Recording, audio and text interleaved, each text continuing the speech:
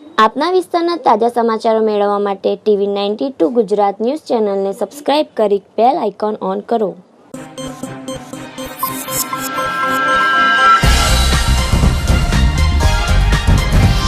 TV92 ગુજરાતનો અવાજ.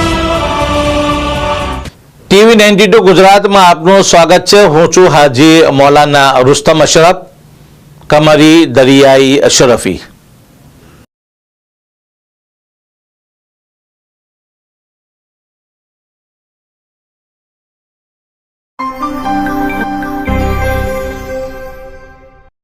વડોદરા જિલ્લાના કરજણ ખાતે વિકાસ નામે કરજણ નગરપાલિકા તંત્રના તાઇફા પે એન્ડ યુઝ શૌચાલયોને તાળા વાગ્યા. સ્વચ્છ ભારત મિશન યોજના હેઠળ ગરીબ કુટુંબોને શૌચાલયની સગવડ પૂરી પાડવા યોજના ઘડવામાં આવી છે. કરજણ નગરપાલિકાના 5 જેટલા સ્થળોએ સફાઈના અભાવે અસહ્ય ફેલાતા દુર્ગંધ ગંદકી સંબંધી સ્વૈચ્છિક સંસ્થાએ તપાસ કરી તાળામારી બંધ કરી દેતા નગરપાલિકાનો પાલિકાના વહીવટ સાથે રોષ ફેલાયો છે. કરજણના નાગરિકોની અવરજવરના વિસ્તારોમાં સ્થળોએ પહેલું જૂના બજારમાં સ્મશાન ભૂમિના કમ્પાઉન્ડમાં, બીજું નવા બજાર એસટી ડેપો વિસ્તારમાં, ત્રીજું સરકારી અનાજ ગોડાઉન નજીક, ચોથું સરકારી દવાખાના પાસે પે એન્ડ યુઝ શૌચાલયમાં ગંદકીના કારણસર કેરટેકર સ્વૈચ્છિક સંસ્થાએ તપાસ હાથ ધરી હતી અને ફરજ પરના તમામ સફાઈ કામદારોને ઘર ભેગા કરી દીધા છે.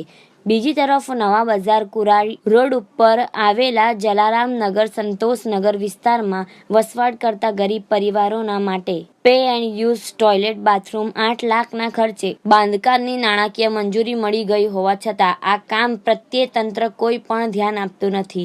કરજણ નગરપાલિકામાં ચૂંટાયેલા સદસ્યો અને વહીવટી તંત્ર આ બાબતે કોઈ પગલાં લેવા આગળ આવે એવી માંગણી સાથે રાણાપુરાના રહીશ હસમુખભાઈ દવેએ પણ ઉચ્ચ કક્ષાએ રજૂઆત કરી છે. હું કરજણ નગરપાલિકાના વિસ્તારનો રહીશ senior citizen Maheshkumar R Shah બોલું છું. કરજણ નગરના તમામ પે એન્ડ યુઝ ટોયલેટો છે એ તદ્દન ગંદા, મેન્ટેનન્સ યોગ્ય રીતે થતું નથી અને એ ટોયલેટો પ્રજાજનો, નગરજનોની સુવિધા માટે અત્યારે કાર્યરત પણ નથી, બંધ કરવામાં આવેલા છે.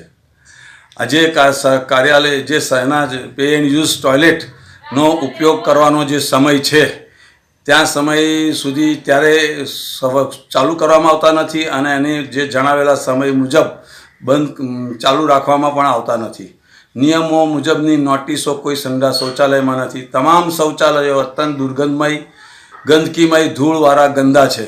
આ બાબતે નગરપાલિકા વિરુદ્ધ રણાપુર ગામના હસમુખભાઈ શાંતિલાલ દવે તરફથી લેખિત રજૂઆતો થયેલી છે, જેને આજ દિન સુધી નગરપાલિકા તરફથી તેમજ સરકાર તરફથી ગંભીરતાપૂર્વક ધ્યાનમાં લેવામાં આવેલ નથી.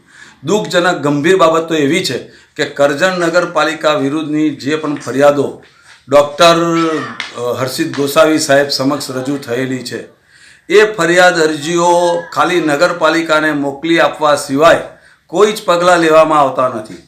જો રિજિયોનલ મ્યુનિસિપલ કમિશનર શ્રી વડોદરાની કચેરી કરજણ નગરના નગરજનોની ફરિયાદોને ગંભીરતાથી ધ્યાનમાં લે, અરજદારોના નિવેદનો લે અને જો આ નગરપાલિકા નગરજનોની ફરિયાદો દૂર કરવા માટે પગલાં લે તો નગરજનોના પ્રશ્ન સોલ્વ થાય એવું છે. ડૉક્ટર હર્ષિત ગોસ્વામી, મ્યુનિસિપલ નગરપાલિકા કમિશનર શ્રી વડોદરા તરફથી આ ફરિયાદની તપાસ કરવામાં આવે અને કરજણના તમામ શૌચાલયો, પે એન્ડ યુઝ ટોયલેટોની ચકાસણી કરી અને પગલાં લેવામાં આવે એવી નગરજનો વતી મારી માંગણી છે. TV92 Gujarat reporter Hanif Patala.